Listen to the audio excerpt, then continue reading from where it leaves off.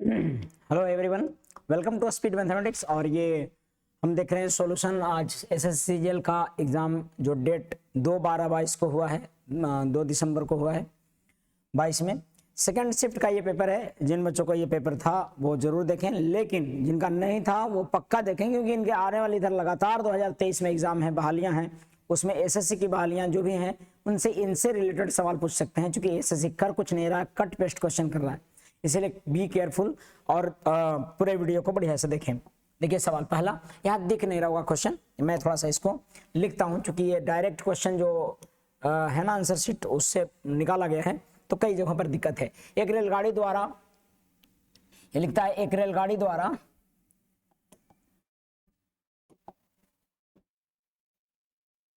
(5y-1) घंटा में तय की गई दूरी 125y³ -1 किलोमीटर है। रेलगाड़ी की चाल ज्ञात कीजिए।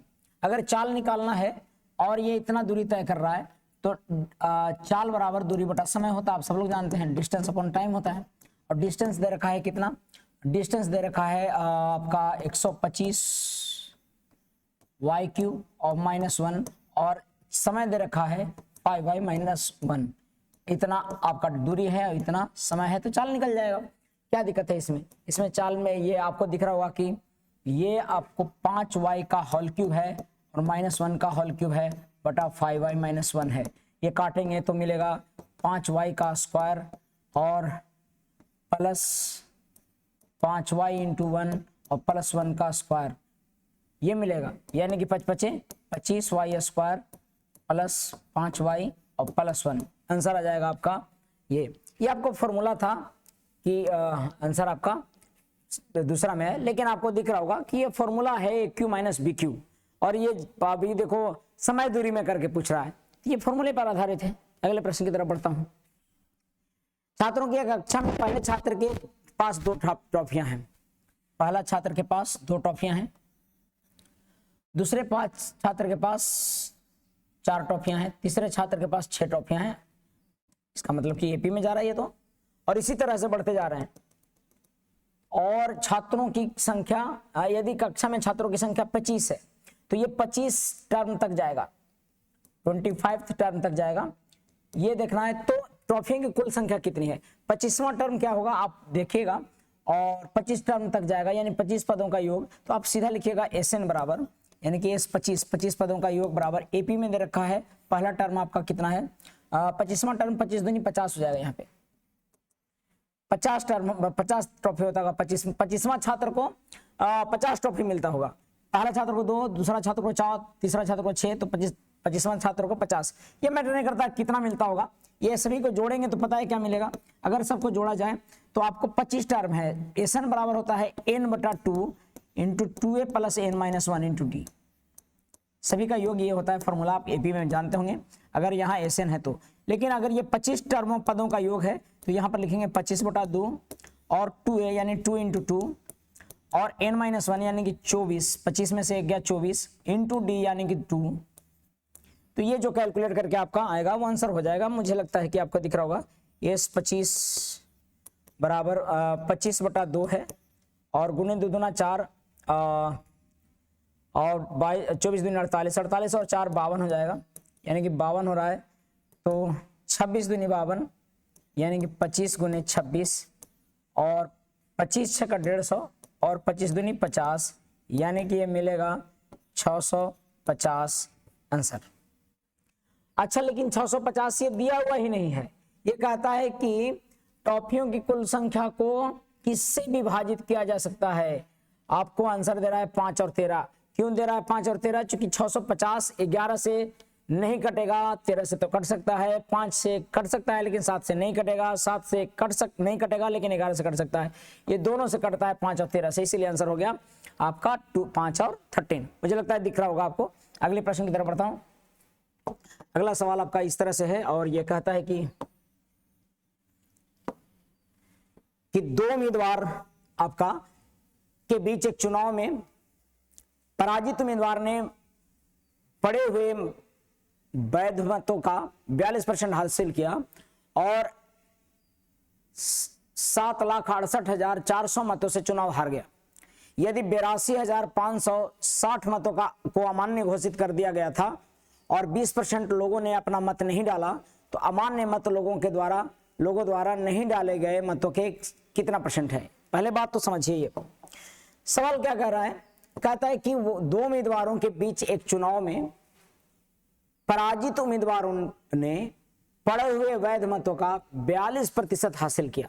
पराजित उम्मीदवारों ने पड़े हुए वैध मतों का 42%, जितने वोट डाले गए उसका 42%, और इतना मतों से चुनाव हार गया। और 82,600 यानी टोटल मत था, उसमें से 82,600 मत अमान्य घोषित कर दिए गए और 20% लोगों ने अपना मत नहीं डाला। अगर कुल 100 लोग थे तो उसमें से 20% लोग तो डालने ही नहीं आए वोट, यानी कि डाला गया मत केवल था, डाला गया मत है आपका 80%। ठीक है। और डाले गए पड़े हुए वैध मतों का पराजित अमान्य घोषित कर दिया गया। इसमें से अमान्य घोषित कर दिया कितना? 82,560, इतना अमान्य घोषित कर दिया गया। ठीक है। और एक जो विजेता हुआ वो 7,68,400 मतों से चुनाव हार गया, जीत गया, वो विजेता हुआ सो। लेकिन वैध मतों का 42%, यहां पर मैं वैध मत मान लेता हूं कि भाई वैध मत मान लिया मैं, उसका 42%, ये वैध मत को कुल मानता हूं, उसका 42%, वैध मत का 42% एक को मिला, तो जाहिर सी बात है कि दूसरे को वैध मत का 48% मिला होगा, और यह हार गया होगा 6% से, वैध मत का 6% से हार गया। यानी मैं कह सकता हूं कि वैध मत का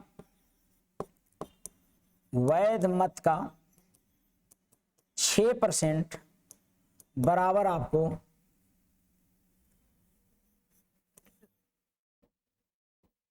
7,68,400। ठीक है, वैध मत का। तो मैं एक काम करता हूं, टोटल वैध मत निकाल लेता हूं। कुल वैध मत कैसे निकालूंगा? 6 बराबर अगर टोटल वैध मत 7,68,400 है तो कुल वैध मत 100 होगा। वैध मत ये आपका निकल जाएगा। वैध मत 6 से कट जाता है क्या? 6 कम 6 और 6 दूनी 12, 4 6 48, नहीं कटता है, यानी कि ये कटेगा भी नहीं। तो भाई फ्रैक्शन में रहने देते हैं इसको। 3 से कट ही नहीं रहा था, क्यों काटने लगा था मैं? कट ही नहीं लग रहा था। 8 6 14, 14 और 8 22, 22 7 29, नहीं कटेगा वो, यानी कि इतना आ गया क्या भाई? ये आ गया आपका वैध मत। अब ये क्या कह रहा है? अमान्य मत, लोगों द्वारा नहीं डाले गए मतों का कितना %? अमान्य मत आपका कितना है? तो अमान्य मत है 82560, ये अमान्य मत। ठीक है। और लोगों द्वारा नहीं डाले गए मत, तो वैध मत तो इतने हुए, लेकिन ये वैध मत है ये जो कि लोगों ने पराजित पड़े 42%। कहता है कि 20% लोगों ने अपने मत को नहीं डाला, यानी डाला गया मत 80 है और उसमें से इतने अमान्य हो गए हैं 82,560, अर्थात ये जो आया है सो 82,560 को घटाने पर आया है। यानी कि जो मुझे निकालना है वो निकालना किसका % है? ये लेंदी हो जाएगा, आपको लिखना होगा कि 76, बहुत लेंदी हो गया, 76,8400/6, या फिर इस पर और 2 जीरो डालिए और फिर इसमें जोड़ दीजिए क्या? ये वैध मत था, तो इसमें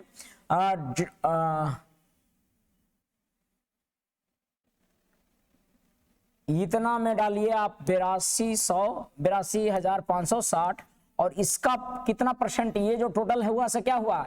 ये इतने डाले गए मत है, तो डाले गए मत अगर ये 80 है तो ये 80 है, तो ये 100/80 यहाँ पर की या फिर 20/80 जो होगा, 20/80, 1/1/4 मत जो था सो अमान्य था। देखिए ना, नहीं समझ रहे आप बात। इतना जो मत है ना सो 80 मत है, 80 है, तो नहीं डाले गए कितने मत थे? तो ये नहीं डाले गए 20 मत थे, ये है, और इतना गुने 100% निकालिएगा, वही डाले गए महत्व का प्रतिशत होगा। तो मुझे लगता है कि बेहद लेंदी कैलकुलेशन है। 4 से ये काटिएगा, 4 ऊपर कट चला जाएगा, ये एग्जाम में किया नहीं जाना चाहिए। 20 चौका 4, 4 पलट जाएगा और आपको यहाँ पर 82560 गुने 4 दिख जाएगा ऊपर में, और गुने में 100 दिख जाएगा, और नीचे में आ रहा है आपको 7684, बहुत लेंदी, इतना प्लस 82560 गुने 6, और ऊपर में चला जाएगा गुना 6, जो आएगा 100% में आंसर होगा, जो कि फ्रैक्शन में 6.8 आएगा। कैलकुलेशन आप करके देखिएगा, ये कैलकुलेशन बहुत लेंदी है, तो मुझे नहीं लगता है कि एग्जाम में करना चाहिए। 6.8% इसका आएगा। ये कह रहा है कि अमान्य मत 82,560 लोगों द्वारा नहीं डाले गए मत। देखो भाई साहब, इतना जो है सो वैध मत है, जो कि वैध मत जो है ना, वो वैध मत है जो कि 80% है टोटल।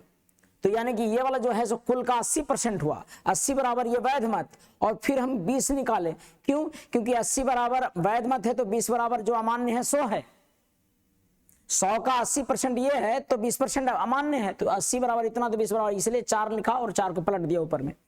तो ये टोटल आएगा कैलकुलेट करके, जो कि लेंदी था, एग्जाम में छोड़ना था। जो लड़का ये इसमें फंसा होगा, मुझे लगता है कि उसको दिक्कत होगा बेहद बेहद। अगले प्रश्न की तरफ बढ़ता हूं।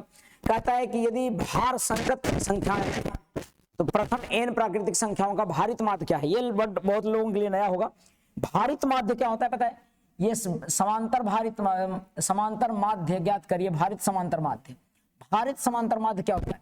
जैसे एक लड़का है, उसका भार 1 है, संगत भार 1 है, और अगर 2 लड़के हैं तो उसका दोनों का भार 2 है, 3 लड़के हैं तो तीनों का भार 3 है। संगत भार है, जितना संख्या है उतना ही भार है, ठीक है, इसीलिए इसको संगत भार बोलते हैं, भार संगत।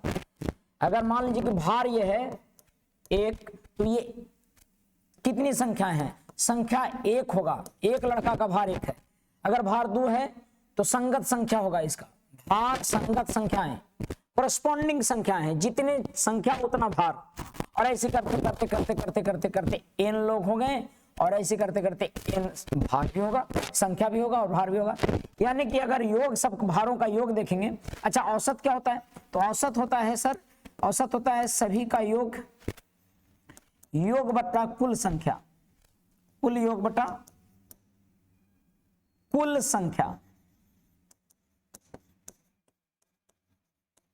तो कैसे करेंगे आप? योग कैसे निकलेगा? योग जानते हैं क्या होगा? 1 का स्क्वायर प्लस 2 दूनी 4 का स्क्वायर, यानी 2 का स्क्वायर प्लस 3 का square plus dot dot dot dot plus n का स्क्वायर होगा। ये समझ में आ रहा है बात? और अगर ऐसा होता है तो आपको पता है n into n plus 1 into 2n plus 1 बटा 6 होता है ये। और इन सभी का योग क्या होता है? तो कुल योग तो हमारा हो गया कितना? n इंटू, कुल योग मेरा कितना हो गया? कुल योग मेरा हो गया n into n plus 1 into 2n plus 1 बटा 6। लेकिन अभी औसत निकालना है, बटा में क्या निकालना है? कुल संख्या लिखना है, बटा में कुल संख्या। तो 1 से लेके n तक की संख्या क्या कितना होता है? n इंटू n प्लस 1 और बटा 2। काटिएगा तो ये कट जाएगा, ये दोनों कट जाएगा, और यहां पर पलट के ये मिलेगा 2n प्लस 1 बटा 3, आंसर हो जाएगा 2n प्लस 1 बटा 3। यानी कि भारित समांतर माध्य, जिनको आइडिया नहीं होगा वो एग्जाम में ये फंस जाएंगे इसमें। ठीक है, अगले प्रश्न की तरफ बढ़ता हूं। सवाल कर रहा है एक त्रिभुज की भुजाएं 4, 6, 8 है। ये 4, 6, 8 को काट सकते हैं, और ये 2:3:4 भी कर सकते हैं, है ना? तो यह कैसा त्रिभुज है? कैसा त्रिभुज है ये? इसका मतलब यह है कि भुजाओं के वर्ग करके देखिए। अगर बड़ी भुजा का वर्ग बाकी छोटी भुजाओं के वर्गों के सम से अधिक आता है तो अधिक कोण।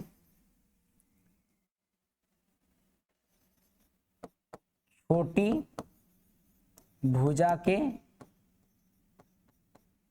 वर्गों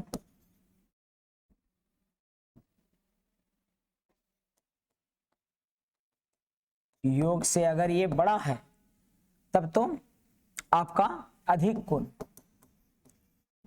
ऑब्ट्यूज एंगल ट्रायंगल, अधिक कोण त्रिभुज। और यदि छोटी भुजा के वर्गों के योग ही बड़ा हो जाए किससे, बड़ी संख्या के वर्ग से, तो ऐसे में ये हो जाएगा, जानते हैं क्या, न्यून कोण त्रिभुज, एक्यूट एंगल ट्रायंगल। और अगर बराबर हो जाएगा तब आपको मैं बता रखा हूंगा कि भाई ये तमाम बातें, तो यहां पर अधिक कोण, न्यून कोण और समकोण तो पहचानते हैं कि दो भुजाओं के वर्गों का योग अगर बराबर हो जाए बड़ी भुजा के, तो समझना कि वो समकोण है कि नहीं। लेकिन छोटी वाला में दोनों में देते रहता है। कौन सा दे रखा है, दो छोटी भुजाएं 2 और 3 है, करके देखिए 2 और 3 का वर्ग, 2 का स्क्वायर प्लस ये 3 का स्क्वायर और 4 का स्क्वायर कर लीजिए, 2 दूना 4, 3 3 9 और 4 6 का 16, 9 4 13 हो रहा है 16, और बड़ी वाला का 16 आ रहा है, यानी 13 से भी बड़ा 16 है, यानी कि अधिक कोण त्रिभुज होगा। आपको ये मानना चाहिए, ये समझना चाहिए, अधिक कोण त्रिभुज होगा। मुझे लगता है कि कॉन्सेप्ट इसमें बता दिया गया, आप समझ पा रहे होंगे। अब सवाल अलग बढ़ते हैं। कहला यदि अर्धगोले का व्यास दिया है 28 सेंटीमीटर, तो अर्धगोले का आयतन क्या होगा। अर्धगोले का व्यास दिया हुआ है 28 सेंटीमीटर, अर्धगोला का व्यास दिया हुआ है 28 सेंटीमीटर,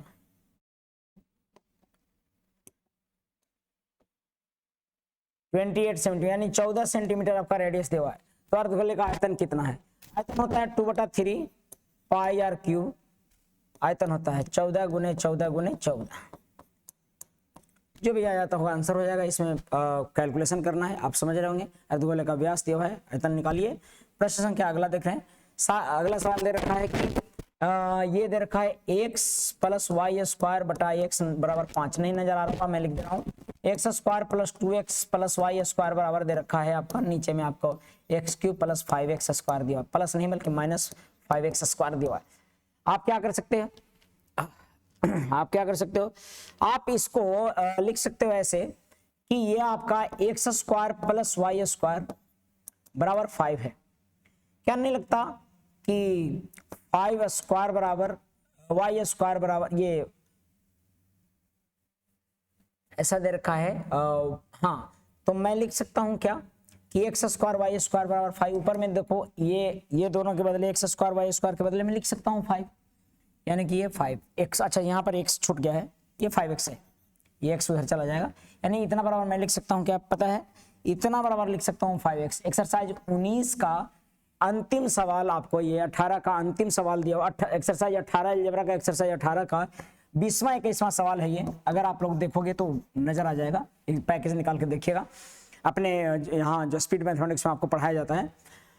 यहाँ पर देखो ये दिया हुआ है इतना 5x स्क्वायर, ये अगर x स्क्वायर को उधर ले जाऊं तो y स्क्वायर बराबर क्या मिलेगा पता है, y स्क्वायर बराबर मिलेगा 5x minus x square, 5x minus x square मिलेगा, सही है। अब इसको कह रहा है कि नहीं भाई साहब एक्स क्यू बनाना है, तो मैं एक लिख सकता हूं वाई स्क्वायर इंटू एक्स बराबर 5x स्क्वायर और माइनस एक्स क्यू। अगर कायदे से देखा जाए तो मैं लिख सकता हूं x Q minus 5x square, अगर माइनस से गुना कर दिया तो इधर भी वाई स्क्वायर एक्स हो जाएगा माइनस में, और मैं वही पुट कर दूंगा। ये देखो ये आ गया है, यहाँ पे वही पुट कर देने जा रहा हूं, माइनस वाई स्क्वायर एक्स, यानी कि दिखेगा 5/7 और वाई स्क्वायर और माइनस में, यही आंसर आ रहा होगा 7 माइनस। आज के सवाल बड़े अच्छे अच्छे हैं इस सेट के, ठीक है, जिनका भी ये सेट पढ़ा होगा तो नॉर्मल सेटों से ठीक सेट है, बहुत टफ तो नहीं लेकिन ठीक ठाक क्वेश्चन दे रहे हैं। ये लगातार 4 सवाल अच्छे अच्छे थे। वह छोटे छोटे संख्या क्या होगी जिसे दोगुना करने पर, 3 सवाल अच्छे थे लगातार। मुझे लगता है कि आपको समझ में आ रहा होगा कि ये सवाल थोड़ा थोड़ा ठीक ठाक था। वह छोटे से छोटी संख्या क्या होगी जिसे दोगुना करने पर 15, 18, 25 और 32 से पूर्णतः विभाजित होता है, दुगुना करने पर विभाजित हो रहा है। तो पहले तो संख्या आधा निकालना होगा, यानी कि संख्या आधा निकालूंगा तब ना उसको दुगुना करने पर पूर्णतः विभाजित होगा। तो जो आंसर आएगा उसका आधा आंसर होना चाहिए। 15, 18, 25 और 32, आपका इसका एलसीएम निकालिए पहले।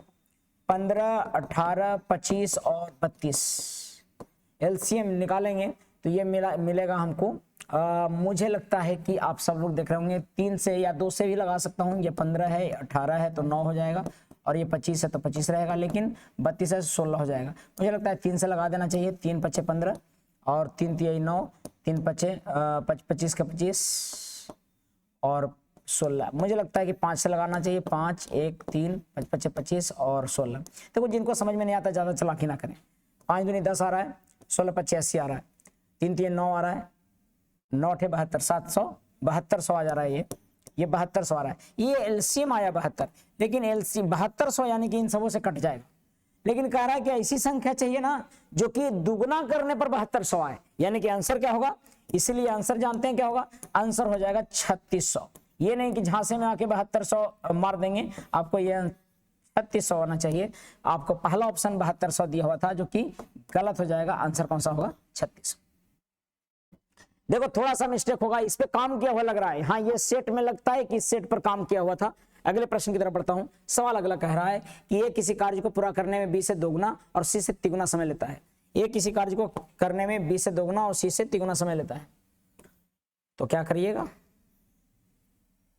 समय जब दुगुना तिगुना ले रहा है तो लिख देता हूं कि ए बी से दोगुना समय ले रहा है और सी से तिगुना समय ले रहा हूं, तो इसको मैं 6 लिख देता हूं। बी से दुगुना समय ले रहा है यानी कि इसको 3 लेना होगा, और सी से ले रहा है दोगुना समय, सी से तिगुना। अच्छा बी से दोगुना यानी कि इसका 2, इसका 3 लूंगा तब ना, 3 दूने 6 समय है ये, और इससे तिगुना यानी कि इसका 2 लेना होगा। और समय लिया है, समय लेगा तो मुझे क्षमता का अनुपात निकालना है। क्षमता निकालने के लिए आपको पता है 1/6, 1/3 और 1/2 हो जाएगा, जिसको हम गुना करेंगे किससे, इसको हम गुना कर देंगे 6 से। तो 6 से गुना करने के बाद क्या हो जाएगा, 1 अनुपात और 3 दूनी 6 और 2 तिहाई 6, 1 2 3 हो जाएगा क्षमता का अनुपात। अगर 1 2 3 हो जाएगा क्षमता का अनुपात तो 3 2 5 और 1 6 के हिसाब से 8 दिन में कार्य को पूरा करते हैं। तीनों मिलके 6 के हिसाब से 8 दिन में पूरा करते हैं, यानी कि तीनों मिलके 2 1 3 3 3 6 के हिसाब से 8 दिन में पूरा करते हैं, तीनों मिलके ABC मिलके। तो क्या करवाना है हमको, किससे काम करवाना है, तो कहता है कि कार्य को पूरा करने में क्रमशः AC द्वारा लिया गया समय ज्ञात करें। अच्छा सभी के द्वारा लिया गया समय, तो भैया एक काम के हिसाब से कितना दिन में समय, देखो काम कितना हो गया टोटल कुल काम कितना निकाल लेंगे, कुल काम निकाल लेंगे 6 के हिसाब से 6 48, तो कुल काम 48 आ गया। तो देखो आपको 1 के हिसाब से 48 दिन लगेगा, इसका समय कितना होगा 48, 2 के हिसाब से 24 दिन लगेगा, 3 के अनुसार से 16 दिन लगेगा। यानी कि अगर समय निकालना है तो आपको दिख रहा होगा कि एक के हिसाब से, एक काम के हिसाब से 48 काम करने में 48 दिन लगेगा, 2 काम के हिसाब से अगर 48 काम करेगा तो 24 दिन लगेगा, और 3 काम के हिसाब से 48 काम करेगा 16 दिन लगेगा। मुझे लगता है ये तमाम बातें आपको स्पष्ट है। आंसर 48 24 और 16। एक घन का पृष्ठ क्षेत्रफल इतना है तो घन का आयतन कितना, देखो ये सिंपली कैलकुलेशन दिया हुआ है। घन मतलब कि 6a²। घन में कितने फेस होते हैं, 6 फेस, तो 6a² बराबर, घन मतलब क्यूब 664। तो आयतन निकालना है तो मुझे क्या निकालना है, पहले a², यानी a से 6 एक बार में लगा, 6 चौका 24 और 6 चौका 24, यानी कि a बराबर आ गया 12, और 12 आ गया तो वॉल्यूम क्या हो जाएगा, वॉल्यूम हो जाएगा a³, और a³ 12 का क्यूब जो होगा सो आपका हो जाएगा 12 का क्यूब हो जाएगा 1728। ये हो जाएगा आंसर, ठीक है। अगले प्रश्न की तरफ बढ़ता हूं। सवाल है, कहता है कि cos a minus cot a बराबर 1/4। ये बढ़िया सवाल दिया हुआ है बाबू। cos a minus cot a, तो क्या करेंगे, आपको वैल्यू सेटिस्फाई नहीं करेगा। अब क्या करना है भाई, 1 लिखना है sin a और माइनस 1 cos a बटा sin a, यहां पर लिखेंगे आप 1/4। आप लिखेंगे 1 माइनस cos a बटा sin a बराबर 1/4। तो पूछता है कि tan a का मान क्या है, tan a का वैल्यू क्या होगा। तो सोचिए जरा सा, मुझे tan a निकालना है। मैं क्या करूंगा, पता है यहां पर ये कोई वैल्यू लेने से सेटिस्फाई नहीं होगा। जब भी ऐसा है तो समझना कि फॉर्मूला लगेगा, ये 1 माइनस cos a बराबर होता है 2 sin स्क्वायर a बटा 2, ठीक है। और ये sin a बराबर होता है क्या, 2 sin a बटा 2 cos a बटा 2, और बराबर कितना हुआ 1/4। काटेंगे तो 2 से 2 कैंसिल, साइन से साइन कैंसिल, यहां पर मिल गया tan a बटा 2 बराबर 1/4। tan a बटा 2 बराबर 1/4, लेकिन मुझे तो tan निकालना है। तो जब मुझे tan निकालना है तो कैसे होगा भाई, तो मुझे लिखना होगा इसके बदले कि ये होता है 2 tan a बटा 2 का a बटा 2 और 1 प्लस 1 माइनस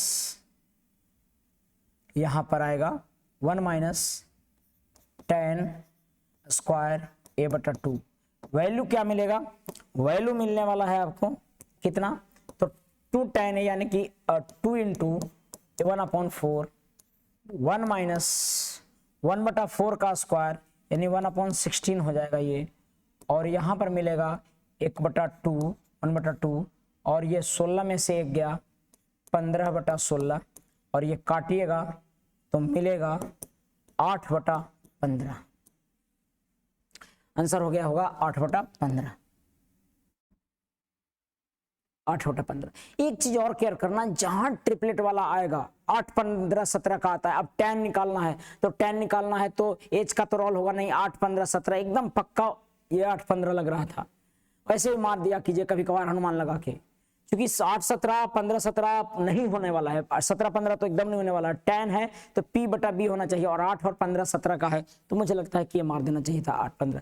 लेकिन अगर जिनको समझ में आया होगा, ये बढ़िया सवाल दे रखा है और इसको समझना है आपको। सवाल देख रहा हूं अगला, कह रहा है निम्नलिखित चार्ट का अध्ययन करें और क्या कीजिए कि एबीसीडी चार्ट में दिया हुआ है P1, P2, P3 मात्रा वाले प्रदर्शित करते हैं। क्या दिया हुआ है P1, P2, P3 पदार्थ दिए हुए हैं P1, P2, P3, और एबीसीडी क्या है एबीसीडी कोई मात्रा है और पदार्थ P1, P2, P3 है। तो डायग्राम थोड़ा सा पता नहीं लग रहा है चूंकि ठीक है, लेकिन फिर भी काम चलाया जा सकता है। कह रहा है ना कि कौन सा पदार्थ सभी दवाओं में मात्रा की दृष्टि से सर्वाधिक उपयोग किया गया। अच्छा, ये सभी दवा है, ए बी सी डी दवा है और उसमें पदार्थ मिले हुए हैं 3 तरह के, P1, P2 और P3।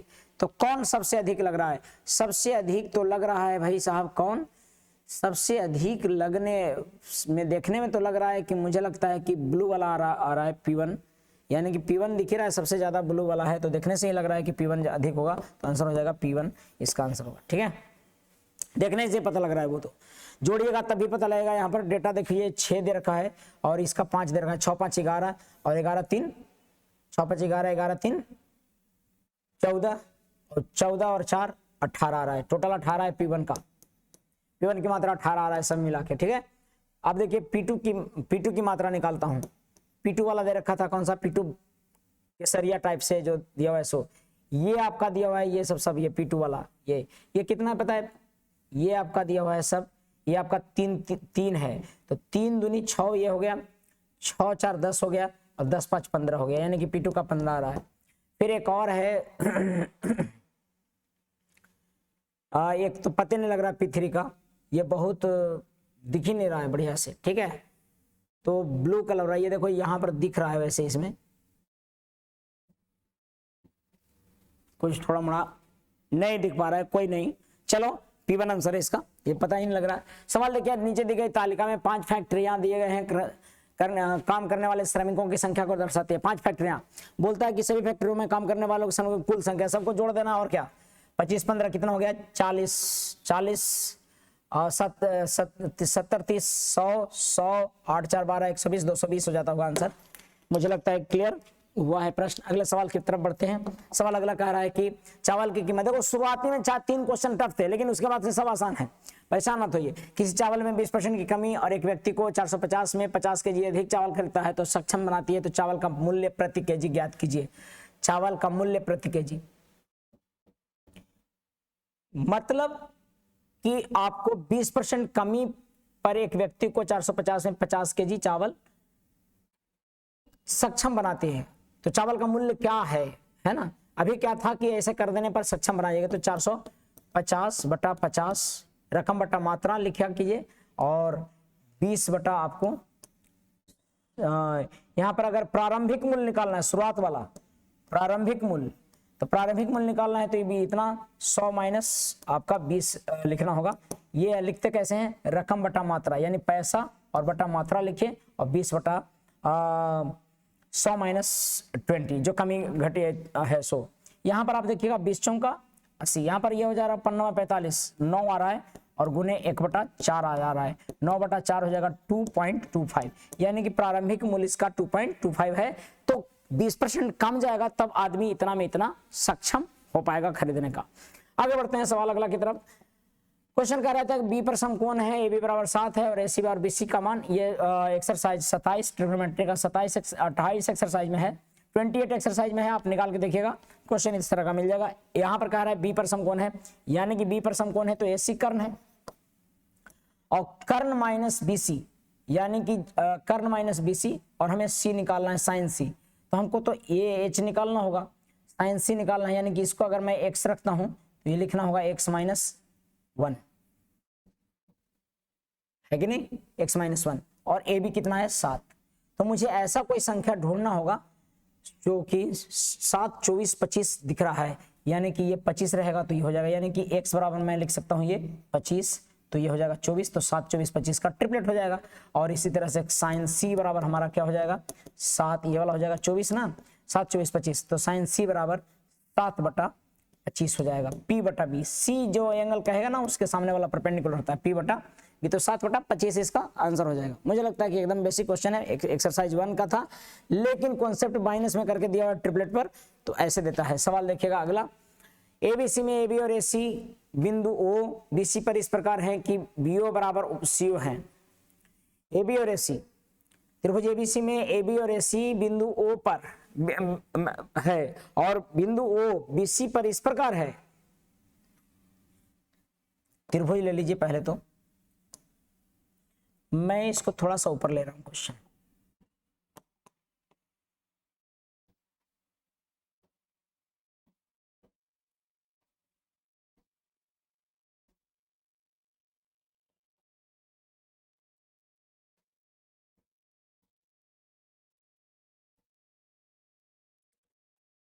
त्रिभुज एबीसी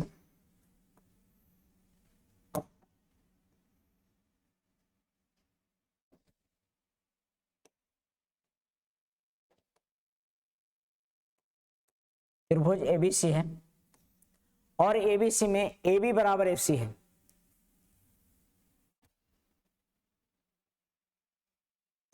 ए बी बराबर एफ सी है और वो बी सी पर बिंदु है जो कि बी ओ बराबर सी ओ है।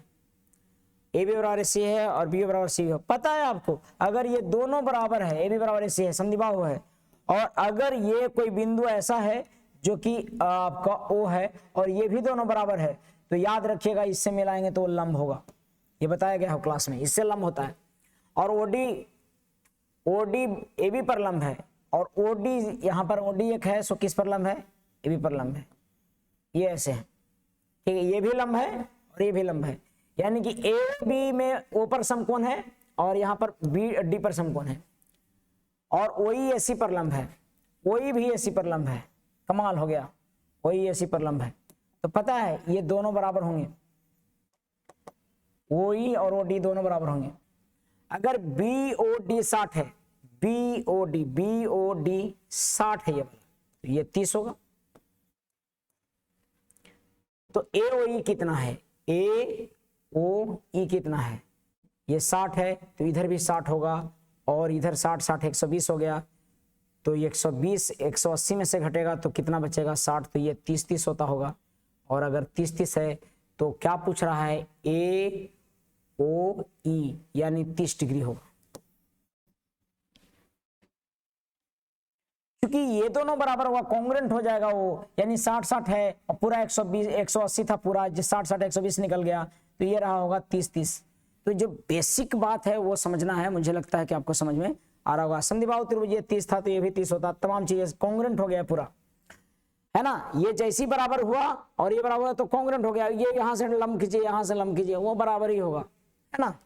आगे बढ़ता हूं, कहता है कि एबीसीडी में इतना रुपया की संपत्ति को साझा करते हैं और ए अनुपात बी, बी अनुपात सी, सी अनुपात डी ऐसे है, तो सी का हिस्सा कितना है।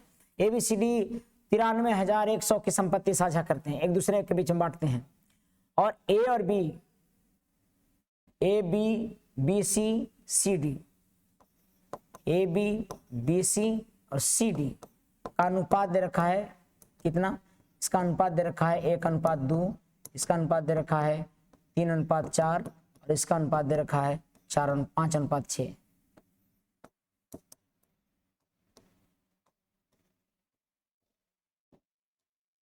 और मैं क्या करता हूं, ऐसे घुमाता हूं तो मुझे लगता है कि ए बी सी डी का निकालूंगा तो ए का क्या आएगा, पूरा यहां से गुना करूंगा तो 5 3 15 15 एकम 15 अनुपात। बी का निकालो 5 3 15 दूना 30। सी का निकालूंगा तो 5 दूनी 10 10 चौका 40 और डी का निकालूंगा तो 4 दूनी 8 8 6 48 15 30 40 48 निकलेगा। और सभी का योग दे रखा है 93,100। तो जोड़ के देखिए 40 30 70 70 70 और 40 70 40 110 110 और 23 110 और 23 आपका हो जाएगा 133, यानी कि सबका सम 133 आ गया। और 133 जो है सो बराबर है किसके, तो 93,100 के। मुझे निकालना क्या है, सी का हिस्सा, तो सी का बराबर कितना 40। कैलकुलेट करिए, कट पीट के आ जाएगा। ये कितने बार में कटेगा, तो कुछ गड़बड़ आएगा। 8 5 तरह के में 1 4 4 8 8 4 8 3 11 1 और 11 1 12 और 1 13, इतना आ रहा है 40। अब मुझे लगता है कि सी का हिस्सा निकालना है, सी डी था, ठीक है, बी सी था, ठीक है, कोई दिक्कत नहीं है। काटिएगा, जो आएगा सो आंसर हो जाएगा। 7 बार में कट जाएगा ये, और 7 बार में कटेगा 7 चौक 28, 700 बार में कटेगा 7 चौक 28 पर 3 0 हो जाएगा, 28,000 हो जाएगा। सवाल अगला दिख रहा हूँ। मुझे लगता है सबको ही बांटने आता होगा, ये तरीके से आपको लिखने आता होगा। ये साइन थीटा देखो ये दे रखा है, इसको लिख सकते हैं sine theta plus cos theta बराबर √5 कॉस थीटा, क्योंकि साइन 90 माइनस थीटा बराबर कॉस थीटा। और कॉस से अगर भागा दे दोगे तो यहां पर मिल जाएगा tan थीटा और +1 बराबर √5, और यहां पर मिलेगा tan थीटा बराबर √5 - 1, यानी कि tan थीटा बराबर क्या हो जाएगा, ये यानी कि tan थीटा या cot थीटा बराबर क्या होगा, तो cot थीटा बराबर पलट जाएगा √5 - 1 लेंगे इसमें, और इसीलिए cot थीटा का वैल्यू जो होगा तो √5 + 1, और रैशनलाइज करेंगे तो इसका वर्ग और इसका वर्ग का अंतर कितना 4 हो जाएगा। आंसर आपका √5 + 1/4 होगा। मुझे लगता है कि बातें स्पष्ट हुई होंगी।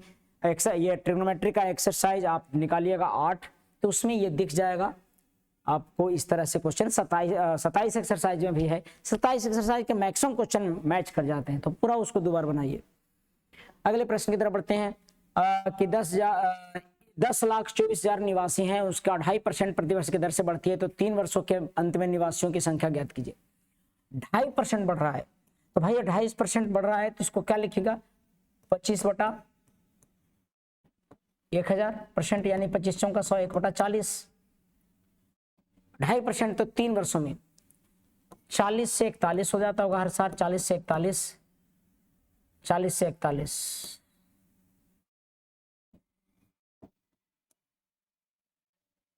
40 से 41 गुना के 4 चौका 16 चौका 64,000 है,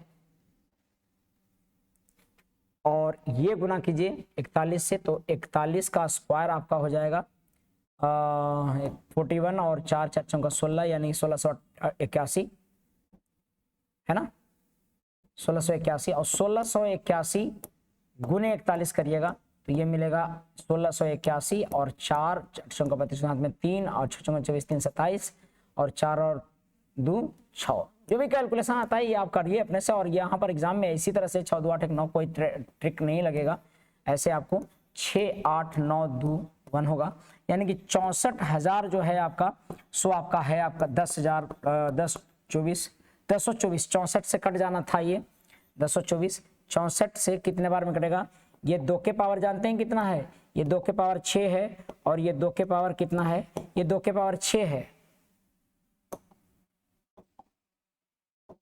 ये 2 के पावर 6 है, और ये 2 के पावर 10 है, तो ये 2 के पावर 4 यानी 4 चौका 16 बार में कट जाएगा, और ये 16 बार में पूरी तरह से कट जाएगा। मुझे निकालना क्या था 68921 निकालना था, तो 68921 गुना कीजिएगा 16 से, तो 16 एकम 16 6 कैरी 1, 6 कैरी 1 और 16 दूनी 32 और 1 33 के 3 कैरी 3, 16वां 44 से 144, 144 और 3 47 कैरी 14। तो ये इतने ही से 7 से अच्छा 14 बचा 14 और 16 16 128 14 करेंगे तो 8 4 12, यानी कि आपको मैच कर जा रहा है ऑप्शन कौन सा, यानी कि 11 0 2। टेबल पढ़ लेंगे आप डायरेक्ट आ जाएगा।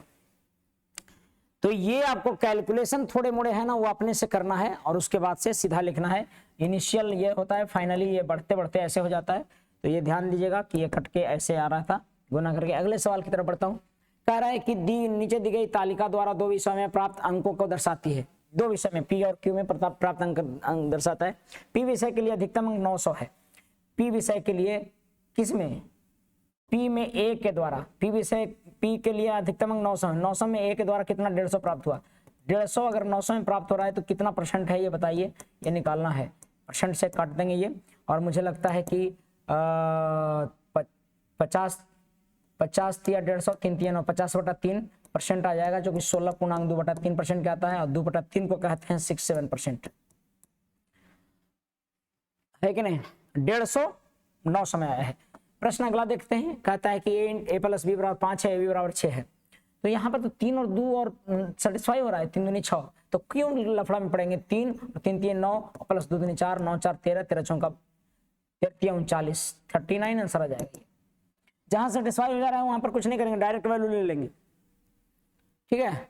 और अगर वैल्यू ऐसे ही निकालने का मन होता तब क्या करते, 3 × लिखते 5 का स्क्वायर और -2 × 6, तो 5 × 25 -12 13 आ जाता, 13 × 3 ये आ जाता 33 ऐसे भी निकाल सकते हैं, ये भी बताए हम आपको। लेकिन जहां दिख रहा है वहां पर डायरेक्ट पुट कीजिएगा। सवाल अगला देखते हैं।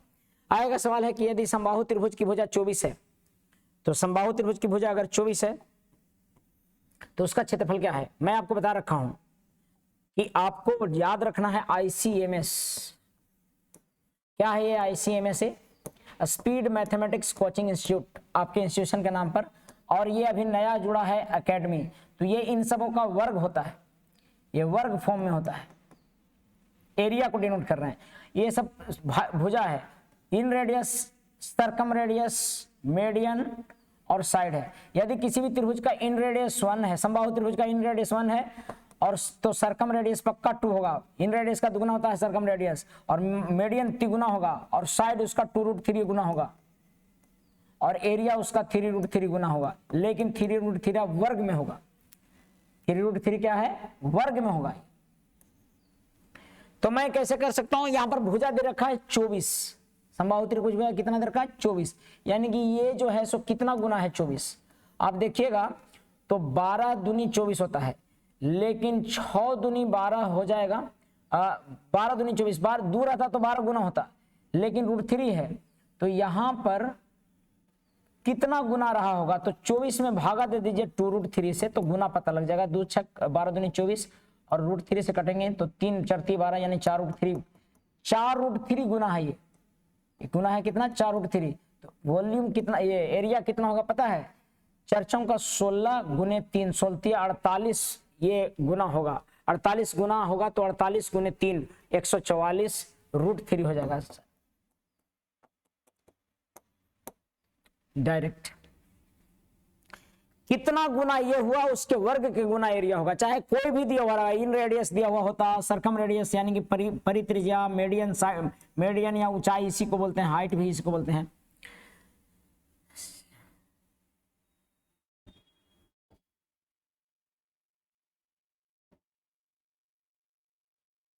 समझ में आ रहा बात, आगे बढ़ते हैं। 400 मीटर की दौड़ में ए 16 मीटर प्रति सेकंड की चाल से दौड़ता है। 400 मीटर की दौड़ में ए 16 मीटर प्रति सेकंड की चाल से दौड़ता है और ए बी को 15 मिनट की शुरुआत देता है। यानी कि ए जो है सो बी को शुरुआत दे रहा है, यानी कि ए को 400 दौड़ना है और बी को दौड़ना है 15 मीटर कम, यानी 15 मीटर कम दौड़ना है, तो यानी 385 दौड़ना है ना। बी को 15 मिनट शुरुआत देता है, फिर भी उसे 10 सेकंड से हरा देता है और ए का चाल है 16 सेकंड। तो बी की चाल क्या है, ये हूबहू पैकेज का क्वेश्चन है, एकदम डिटो। अब सोचिए 16 मीटर प्रति सेकंड की चाल से दौड़ता है ए, 16 मीटर प्रति सेकंड की चाल से दौड़ता है। आप देखिए 400 दौड़ना है तो 16 मीटर प्रति सेकंड की चाल से कितना देर में 400 मीटर दौड़ता होगा, तो 400/16 समय ये किसका समय है, ये ए का समय निकलता, ए का समय बराबर दूरी ए का और चाल ए का 16 से, तो 16 25, यानी कि 25 सेकंड समय लग रहा है किसको भाई साहब, 25 सेकंड समय लग रहा है किसको, ए को। लेकिन 10 सेकंड से हरा देता है, यानी कि बी का समय इससे 25 सेकंड ज्यादा रहे, 25 सेकंड समय इसका लगता है तो 10 सेकंड ज्यादा रहेगा बी का समय, तो बी का समय कितना हो जाएगा, तो बी का समय 25 + 35, 25 सेकंड में यही चल रहा है, 10 सेकंड से हार जा रहा है, यानी कि 35 सेकंड में चलता होगा। अब 35 सेकंड में कितना चलता है पता है, 35 सेकंड में चलता है वो 385, तो बी का चाल देखिएगा, तो बी का चाल लिखिएगा तो मिलेगा 385/35, भागा दीजिएगा तो ये लगेगा 1 बार में, और बच गया 3, 11 बार में कट जा रहा है, यानी कि 11 मीटर प्रति सेकंड की चाल से आपको ये चल रहा होगा। समझ में आ रहा बात, 11 मीटर प्रति सेकंड। रेस का क्वेश्चन है बाबू, और एकदम आसान सवाल आपके पैकेज का ही हुबहू दिया हुआ है। सवाल देखिएगा 51, दिख तो नहीं रहा लेकिन देखना होगा आपको। कहता है कि 2016 और 19, 16 आपका ये है और 19 आपका ये है, ठीक है। उसमें कंपनी ए द्वारा कुल उत्पादन 17 और 18 के, कंपनी ए द्वारा, ए है सो शुरू वाला है ब्लू कलर वाला, ए वर्ग कंपनी द्वारा, ए द्वारा 2016-19 और 2017 और 2018 में सी में कुल उत्पादन कितना प्रतिशत है। तो 2016 में देखिएगा क्या है कि 40 दे रहा है ए का, और 19 में दे रहा है आपको 40 20 60 दे रखा। 17 में सी का कुल उत्पादन, 17 में सी का, सी लास्ट वाला, 17 में सी का 60 है, और आपको 18 में सी का, 18 में भी 60 है। कितना परसेंट इसका कुल उत्पादन, इसका कुल उत्पादन का कितना परसेंट है, तो ये 100 है और ये 120 है, यानी कि 20 × 5 = 100, 20 × 6 = 120, तो कितना परसेंट है भाई, 5 है 106 का कितना परसेंट है, परसेंटेज निकालिए, गुना कीजिएगा तो 500 यानी कि 250/3 होगा, 250/3% का मतलब हो जाता है 8 × 3 = 24, 83% आता होगा, 83.33% आंसर होगा इसका। और एक अंतिम सवाल इस सेट का, मुझे लगता है ये सेट ठीक से सेट था थोड़ा।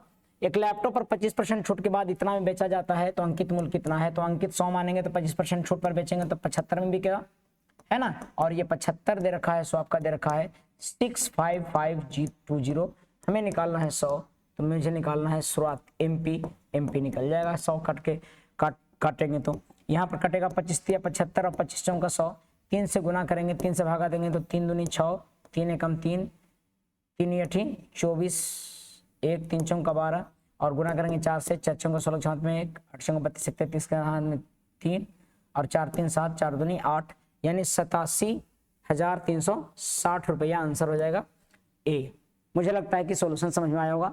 ये सेट है आपका